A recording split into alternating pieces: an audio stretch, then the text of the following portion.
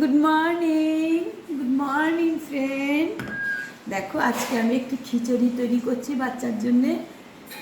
এখানে প্রথমে জিরে, শুকনো লঙ্কা, তেজপাতা ফোড়ন দিয়ে দিয়েছি, দিয়ে মুগ ডাল আর একটু গোবিন্দভোগের চাল আমি আগে থেকে ধুয়ে রেখে ফোড়নটাতে গরম জল দিয়ে দিয়েছিলাম। জলটা গরম হয়েছে, চালটা দিয়ে দিয়েছি, ডালটাও দিয়ে দিয়েছি, আর এখানে হলুদও দিয়ে দিয়েছি।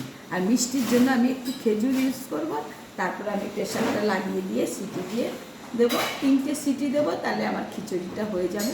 এরকমভাবে চটজলদি রান্না করে তোমরা খেতে পারো। যখন ধরো কিছু ভালো লাগছে না, রান্না করতে ইচ্ছা করছে না, তখন ঠিক এইভাবে তৈরি করে নিয়ে খাবো, খুব ভালো লাগে। দেখতে থাকো। এখানে আমি কিছুটা ভেজিটেবল অ্যাড করে দিয়েছি,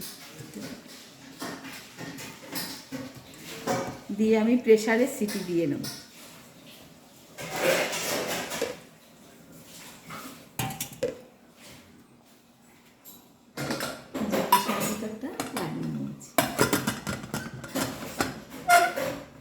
এবার 4টে সিটি দিয়ে দেবো, তারপরে হয়ে যাবে।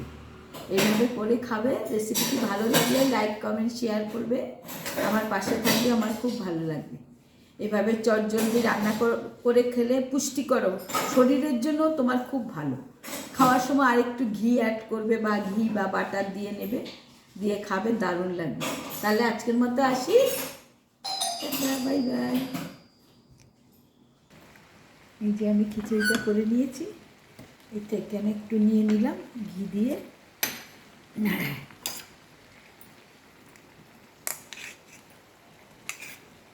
ঘি দিয়ে এভাবে বন্ধুরা খেয়ে নেবে।